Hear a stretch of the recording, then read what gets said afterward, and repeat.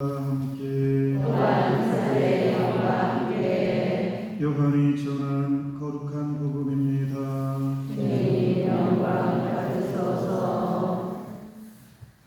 그때 예수님께서 유다인들에게 말씀하셨다. 내가 나 자신을 위하여 증언하면 내 증언은 유효하지 못하다.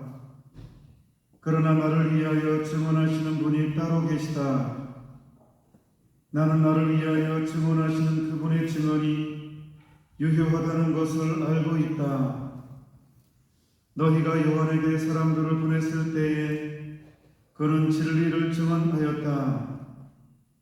나는 사람의 증언을 필요로 하지 않는다. 그런데도 이러한 말을 하는 것은 너희가 구원을 받게 하려는 것이다. 요한은 타오르며 빛을 내는 등불이었다. 너희는 한때 그 빛 속에서 즐거움을 누리려고 하였다. 그러나 나에게는 요한의 증언보다 더 큰 증언이 있다. 아버지께서 나에게 완수하도록 맡기신 일들이다. 그래서 내가 하고 있는 일들이 나를 위하여 증언한다. 아버지께서 나를 보내셨다는 것이다. 그리고 나를 보내신 아버지께서도 나를 위하여 증언해 주셨다.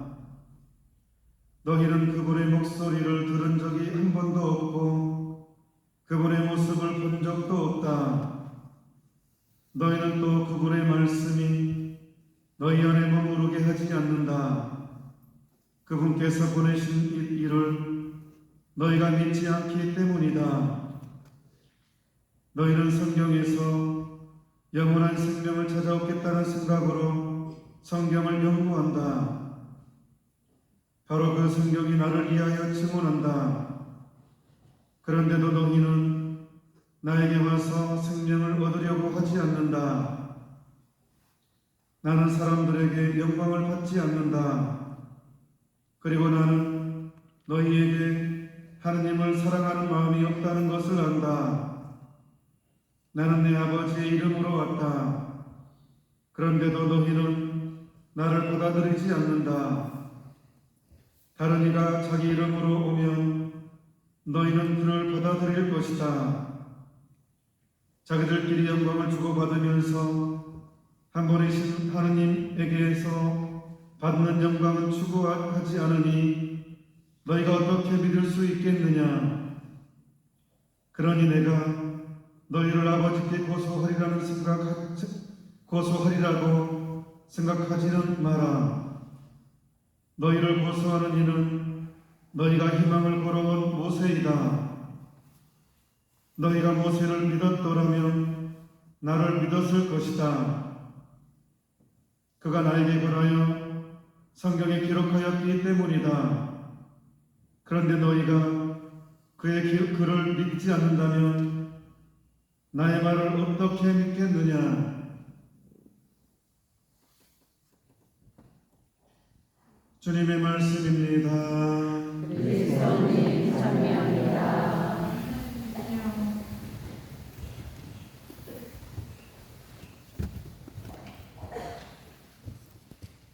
이스라엘 백성들은 메시아가 오기를 정말로 많이 고대했죠. 그런데 이스라엘 백성이 몇천 년 동안 기다려온 그 메시아가 막상 오니까 메시아를 못 알아봤어요. 이 못 알아본 결정적인 이유가 뭘까? 예수님을 알아보지 못하고 박해한 결정적인 이유가 뭘까? 이 시대에 우리식으로 해석을 하자면 노래로 답을 하겠습니다.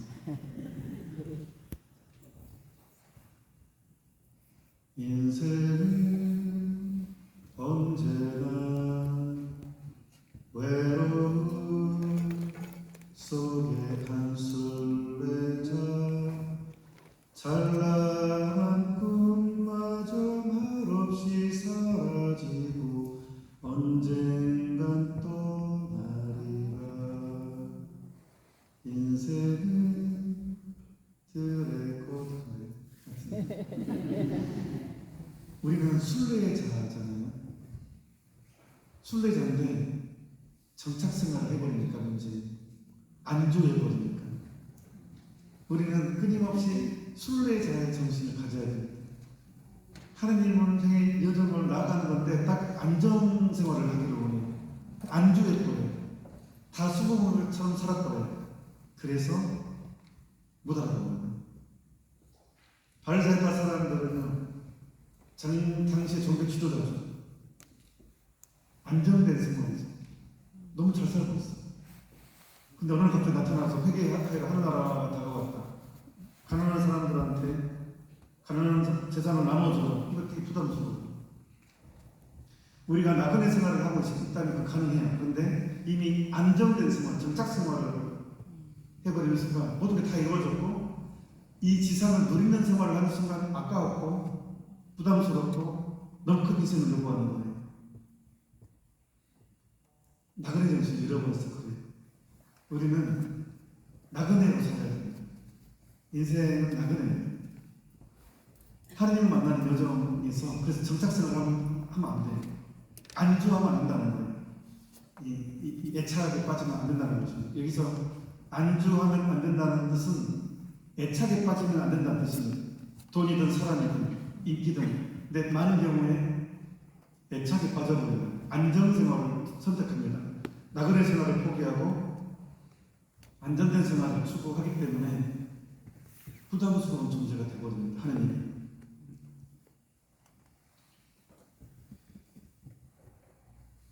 너희는 성경에서 영원한 생명을 찾아 얻겠다는 생각으로 성경을 연구한다. 바로 그 성경이 나를 위하여 있지만 그런데도 너희는 나에게 와서 생명을 얻으려고 하지 않는다. 이미 지상 생명이 너무 완벽하거든. 너무 좋은 게 많거든.